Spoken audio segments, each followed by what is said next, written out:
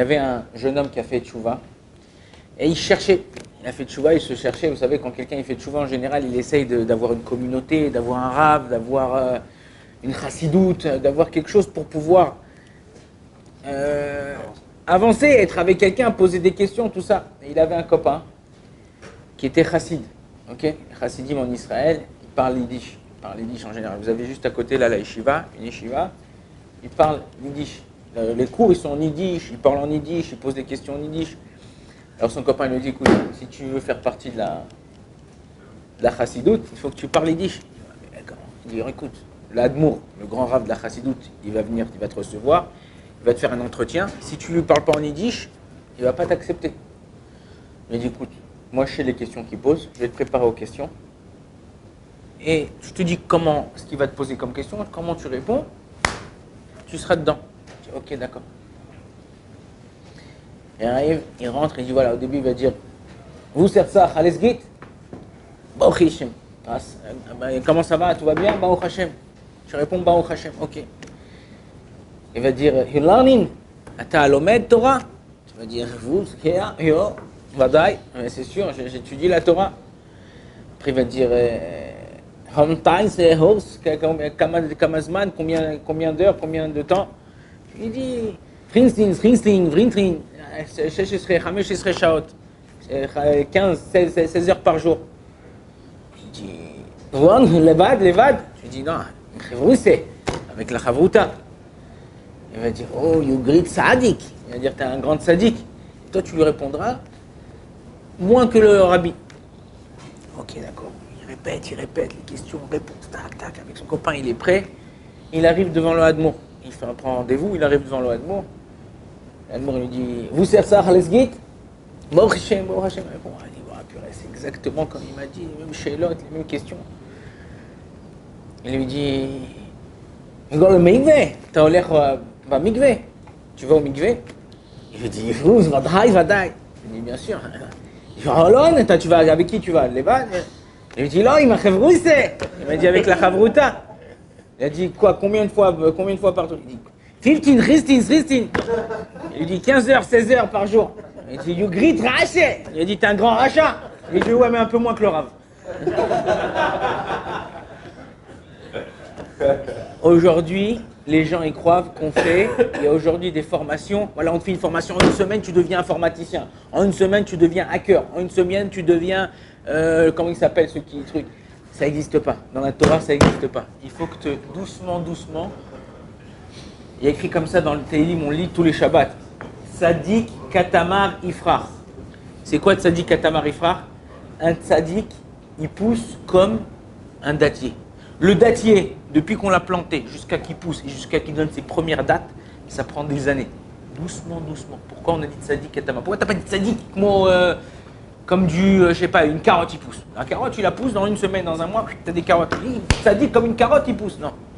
Le sadique, il pousse comme un dattier, doucement. Pour devenir sadique, c'est doucement. Ça n'existe pas des formations activées, des formations que tu fais en une semaine. Doucement. Alors, j'arrive pas, ouais, mais c'est la première semaine. C'est pas parce que tu viens de rentrer à l'Yeshiva, tout ça, que ça y est, tu vas devenir le Gdolador. Tu peux, si tu as vraiment l'envie à l'intérieur de toi. Mais c'est doucement. Encore un pas. Rappelez-vous ce que je vous ai dit la semaine dernière. Rabbeinu Yona, un des Rishonim, 11e, 12e, 13e siècle. L'époque du Rambam. Il nous dit comme ça. Il nous dit quelqu'un qui veut faire tchouva et qui veut devenir un vrai tzaddik, chaque jour, il mettra tous ses avérotes et tous ses problèmes de côté. Tout ce qu'il a fait dans sa vie, tu étais en boîte la semaine dernière, hier soir, tu es parti à Ben Yehuda, tu as fait ça, machin, tu mets de côté. Aujourd'hui, on est mardi, je me lève, je commence un nouveau jour.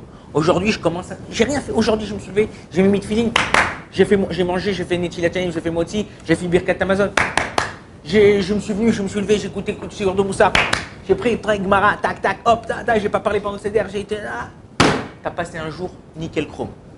Super. Aujourd'hui, t'es un tzaddik. Demain matin, tu te lèves. Nouveau challenge. J'oublie hier. Hier, j'étais un tzaddik peut-être, mais j'oublie. Je sais plus qui j'étais hier. Je recommence un nouveau jour. Je recommence. J'essaye d'arriver.